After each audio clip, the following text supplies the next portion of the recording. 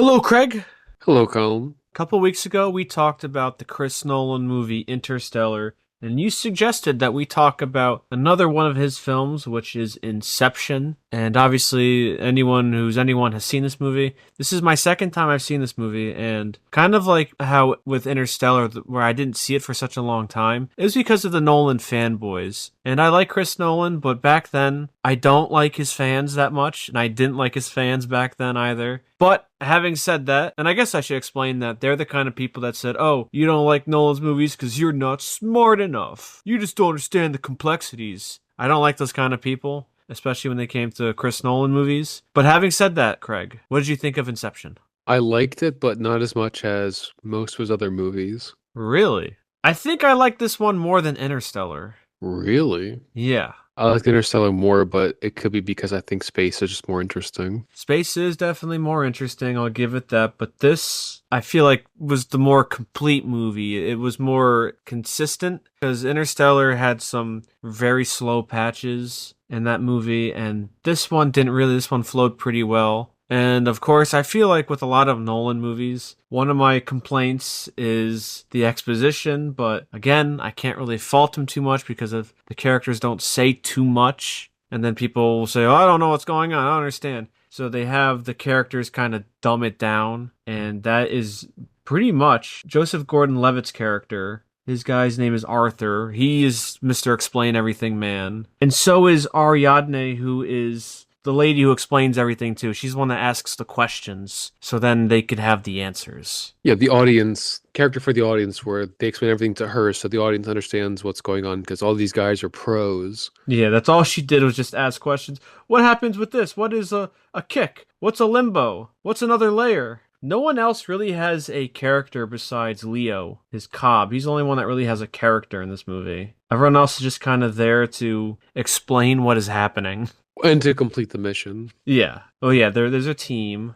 Well, I guess the other character that kind of learned something is Robert Fisher. Oh yes, that's Granted, they're true. manipulating him into learning something, but he's the only one that also does something, sort of. Yeah, Killian Murphy. So what didn't you like? Because you said you liked Interstellar more. What didn't you like? It's not this is bad. I find space and space travel and the human struggle to beat space travel a lot more compelling than a corporate heist to plant an idea in someone's head instead of inheriting this empire, dissolving his empire. I just Yeah, didn't find the premise as compelling. It's not that it's bad, but the idea that we need to infiltrate this guy's mind to break up a company, I don't know. I think it's a very interesting movie. Maybe not as because I thought the space stuff in Interstellar was very fascinating. It's not to that level, but the idea of going dream within a dream within a dream, and even though it's kind of a meme at this point, but there's all these layers of deception to plant ideas into people's heads. I thought that was cool. Yeah, maybe if they had a slightly different motivation for doing this, because I know you could say Dom Leo's character had the motivation of trying to return to his family was compelling, but it didn't do it for me as much because you don't really see his children. And I know you learned that fact that he was on the run for essentially killing his wife, but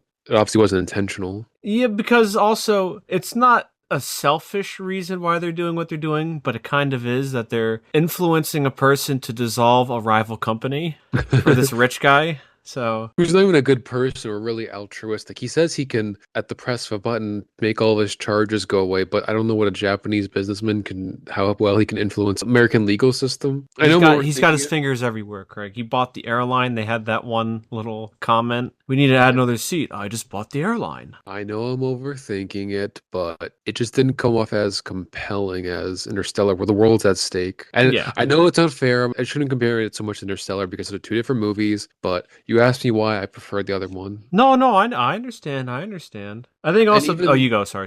Well, even Saito, the Japanese businessman, he wasn't a bad character, but I know that he said he was there to oversee the success of the mission, but then he just gets shot immediately and he's Yeah, half he, dying. And it's just not as compelling seeing this guy get injured or injure most of the movie, and he's doing it for entirely selfish reasons. And he probably won't be altruistic with his growing share of the business market. So But again, it's for Leo to get back to his family, so that's all that Maybe matters. there's a novel adaptation where he is one of the richest guys, and when he dissolves this company and assumes the whole market share, he'll donate everything. I doubt it, but maybe there's a piece of literature that Disney loves to do when their movies are terrible. They release more info in books. Wasn't there that meme with who's Frodo's actor? He said, "How was I Elijah supposed to Wood, know yeah, yeah, this?" yeah. You referenced that in one of our older videos, and I had to look up that quote. And he said, "How were you ever supposed to know that?"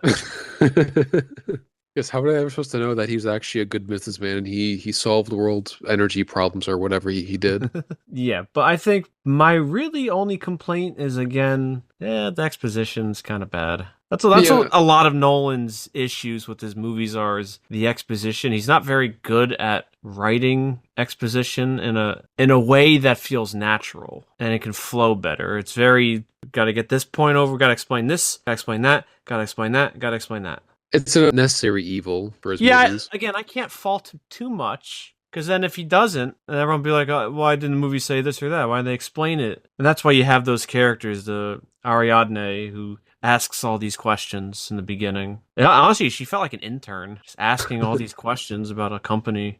But I did want to mention, so I saw this movie years, maybe 10 years after it initially came out. But when it Hmm. first came out, I saw the South Park episode Yeah, Inception. yeah, yeah, So yeah. my impression of it was always that this was a really overly complicated movie, and people who were confused by it were justified. And then the Nolans you were mentioning was like, oh, you don't understand it because you're just not smart enough. And I've come to the opposite. People who don't understand it are just too stupid. They over-explain things. I think it's pretty straightforward what's going Yes, on. they explain how it works and their plan at the end, where they have three layers of dreams where time works differently in each dream, and then they have to have a kick to get back into the other one, and then they have to sync it all up because they mess up earlier on. They explain it all almost to a fault, how layered their responses are in explaining everything. Yeah, and they over-explain stuff. Like if I realize there's an invader in my dream, my subconscious, the random civilians come and try to kill you. Yeah, because he was They explained whatever prepped everything. they called it, right? And they set up the stakes that if you die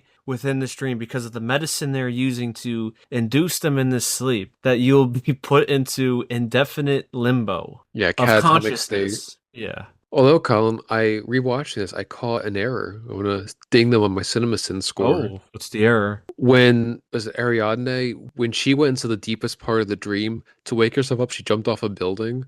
Uh-huh. Wouldn't that have killed her? Because usually the wake ups are not as violent. Usually it's them falling or something. She just jumped off a building, and when she hit the floor is when she woke up. But that wasn't the dream itself. That was another thing.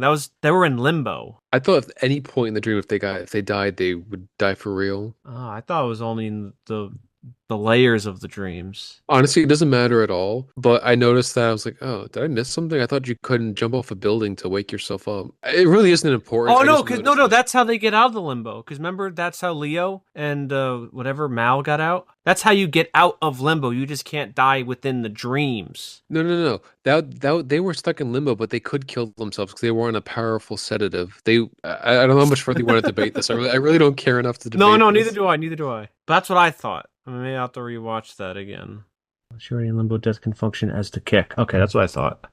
Whatever, doesn't matter. Now, with that being said, Craig, because you said they explained everything, I also am of the opinion that the ending is not that ambiguous at all. Because it's established early on that Leo uses the spinner that when within a dream, it will continuously spin forever and whatever. But in the real world, it'll spin for a little bit and then it'll fall. So at the very end, Leo spins it to make sure everything worked out, that he's not dreaming, and then it's slightly before it cuts to black, it slightly moves. Another interesting thing too that I noticed is that within Leo's dreams, he never saw his kid's face. He always saw the back of their heads and they'd move away, but in reality, he sees their faces at the end and they come to him. Well, I was going to mention I do not like the ending too. Another thing I Oh. didn't like. I don't really like those cut to black endings that are ambiguous of how it's supposed to end and supposed to spur on discussion. I don't really like those. Well, there's two ways to look at this one. The first one would be because again, the ending's it's not about whether it's reality or not. It's really about him finding closure and being with his kids because he finally forgave himself for Mal. I get that, but it still wouldn't be satisfactory if it was all a dream. That's my point too. The whole point is that if you just move on, how could you move on if you're still stuck in a dream? And people might say, well, maybe he doesn't care anymore at this point. Then what's the whole point of getting over if you don't care? At Yeah. that point, just be stuck in the dream. Who cares? Well, it does move at the end, so it is reality. And Michael Caine even said that when they were filming the movie, he asked Chris Nolan, because I think Michael Caine didn't make sense of it, and he pretty much said that Chris Nolan said to Michael Caine, whatever scene you're in, that's reality. And I even quote it. It's not reality. This is not reality, not reality, not reality. This is reality. Yeah, that's reality. Quoting Nolan is telling him, well, when you're in the scene, it's reality. So get that. If I'm in it, it's reality. If I'm not in it, it's a dream. From Michael Caine himself. So even without him saying that, I still think it's pretty obvious it's reality. I would assume that too. I just don't like the twist, well, not twist ending, the twist. cut to black ending. I didn't mean twist. I didn't like the cut to black ending. I don't like when movies do that where they cut to black and make the ending ambiguous. I want a definitive answer. I don't like the ambiguity. And I don't like when directors that say, oh, it's the spur on discussion. I think it's more of laziness where they don't want to commit to something. Ah. Yeah, because if you go on Reddit or you look up any YouTube comments, there's just people saying, oh, it's really a dream, and here's X, Y, and Z, and all these little subtle hints, and here's IGN's videos on top 10 details you missed in Inception. Because I always think of Rian Johnson from The Last Jedi, where he likes movies to be divisive, so it spurs on discussion. But all it really does is annoy people, and you're going to lose a lot of your audience by doing that. Not that Nolan has as much of a hack as Rian Johnson, but I don't like the idea that we need to try to force discussion on people. People will discuss the movie if it's interesting enough. Or if it's good, word of mouth, everyone will be talking about it, which everyone did 2010. I remember everyone talking about it. But again, it seemed like back then, a lot of people who were talking about it, they didn't, I mean, I could be misremembering. From what I remember, they didn't really understand the movie. And again, like we said, it's not that hard to track. Well, that was the biggest shock when I saw it for the first time. I understood everything completely the first time. I didn't have to look up anything on my phone to say, oh, I don't get this. Yeah. It was very easy to follow. That's why I was surprised when all the jokes were coming out, how difficult it was to understand. And like the South Park episode where they were bringing ladders into the dream world and no one understood anything. Yeah, I think they just weren't paying attention, if I'm being honest. Well, they were Yeah. making a joke. They're making a parody, but I think a lot of people just weren't paying attention. This was 2010. This is before people were glued to their phones and watching their phones in theaters and for streaming where people could just go on their phone while they were streaming. It's a different time. It was. That's why I'm so surprised that people didn't understand it. If people didn't understand it now, I'd understand because they probably sit on their phone or just not paying attention or harassing major workers trying to do the chicken jockey. I don't know. And I felt, I don't know how you felt, but Hans Zimmer's score is nowhere near as obnoxious as it was in Interstellar. It wasn't blaring super loud. It got a little bit like that at the end. That's when the stakes are raising and they're trying to sync everything up. But Interstellar just felt like it was so loud and obnoxious. And the sound design and the audio are not nearly as bad as it is in Tenet or in Interstellar. The sound mixing. I was looking for the word. The sound mixing. You seen Tenet? No, everyone criticized Tenet about that. How they could not understand or they couldn't hear a lot of things because it's just so obnoxious. Did you ever see I think before they fixed it, Bane's original audio from The Dark Knight Rises? You could barely hear him. I feel like I heard his Bane voice in one of the scenes in the movie. Nolan likes reusing actors. A lot of these people would come back for The Dark Knight Rises. He even reused Cillian Murphy for a second time at this point, right? Because he was in Batman Begins. No, 3 times. He was in The Dark Knight, too. Ken Watanabe was in the first Batman Begins. Michael Caine, of course. And then he would use Mal, who was Talia al Ghul, and give her one of the worst death scenes ever in The Dark Knight Rises. Oh, another thing, too. Again, I like the movie, but some of the action it's kind of done bad. Like and by action, I mean when people are constantly shooting guns. And I kind of chuckled a little bit when the people are chasing in the first layer of the dream. The one guy, I forget what they called him. They didn't call him the doctor. What was he? He was the guy that created the sedative. They had a word for him. I don't remember his name. The chemist or his name's Yusuf. Yeah. I forget what they called him. Yeah, the chemist. He was driving that van, and everyone's just unloading all these bullets into the van, and nobody is unaffected by it because they're all just sitting there. They've blown out the windows, and they're right next to the van shooting at it, and they can't hit anybody. I kind of got a chuckle when that happened. That made me laugh. Also, just thinking a lot of the action It's just For the guns most part, firing. yeah, it was generic. It only got cool at the end where they had that spinning hallway. Yeah, which was a real set. Everyone likes to point out. It was a rotating set. For the most part, yeah, it was pretty generic. Most of the action just shooting and dodging gunfire. And it's never been Nolan's strong suit, action, because you have Batman Begins. If you ever rewatch that, good movie, but the action's really bad. And The Dark Knight Rises, it's pretty bad too. Action is not his thing, so that's why I'm curious about the Odyssey, but we'll see. I still don't get why he's doing the Odyssey. It seems like the exact opposite. He likes to do more sci-fi heavy movies, and he's doing this one of the greatest fantasy epics of human history. I just don't see this ending well. Yeah, we'll have to see though. What did Yeah, you maybe like we'll about watch it. Inception, Craig? I think the plot was interesting enough going inside people's dreams, or the premise, I should say. Yeah. But like I said, it didn't hook me as much as those other Ah. movies did. I think I was more hooked on this one than Interstellar, if I'm being honest. I'm shocked. Oh. I found this one, like I said, it flowed a little better. It was always constantly moving despite being almost 2.5 hours. And not in like a J.J. Abrams kind of way, where it's okay, we got to get to the next scene, we got to get to the next scene. Nothing makes sense. This one was a little more fast paced. I think a lot of his movies are. They're fast paced, but they don't feel like they. His movies are usually 2.5 hours about, but they never feel like they drag. Yeah. Because I remember when I was watching it, I saw that it has an hour left. Like, really, an hour left? I didn't realize how far we're into the movie. It was a good thing. I didn't realize how much time had passed. Yeah, he likes his brisk edits when things are happening. Make his movies more watchable, like some other people. And then you get something like Oppenheimer, which again, I wasn't a big fan of. Because I think when we talked about Interstellar, Craig, we ranked all the Nolan movies, right? Or at least the ones we've seen, and you really like The Prestige, which I have not seen. Yes, I don't think I put this one all that high compared to the one out of the ones that I've seen, of course. Yes. Because, yeah, I think the only one I have not seen of his is The Prestige at this point, right? Unless he did another movie, which I have not seen. I'm not fully aware of all of his movies, but The Prestige was a good one. I liked it. Yeah, there's Interstellar, there's Memento, the Dark Knight movies, Inception, Oppenheimer. Oh, Tenet. Oh, Dunkirk. I haven't seen that either. I have not seen Tenet or Dunkirk. I'm just not interested in his more historical movies. I like the sci-fi more. He's good with sci-fi, I'll give him that. Because even Dunkirk, it's just an evacuation of a beach. I know it was important to the war, but I don't think he's the best person to tell that story. Sorry, not sorry. And I have no desire to see Tenet, which a lot of people call it his worst movie. Which again, I don't know if that's true or not. I don't know how that'll compare to Oppenheimer. I think we talked a little bit about the Odyssey in the Interstellar episode, so they don't have as of now. We just know it's coming out in July. They've released a couple trailers. Didn't look that convincing. I don't know if you watched any of the trailers, but I saw one clip where they were, I think, getting their ship near, was it Carbotus? I don't remember. Isn't it that the whirlpool monster, or isn't it? It's some sea monster. I'm trying to remember exactly what it's called because I obviously haven't read the Odyssey and Since high school, probably. but I know the general story, but it looked more like a generic whirlpool, which I think that's how it was, but you almost think in these mythological stories you want it to be a little grander, and it seems almost subdued. Right. And everyone was making fun of that, or not everybody, but people online are saying, why is everyone talking in American accents?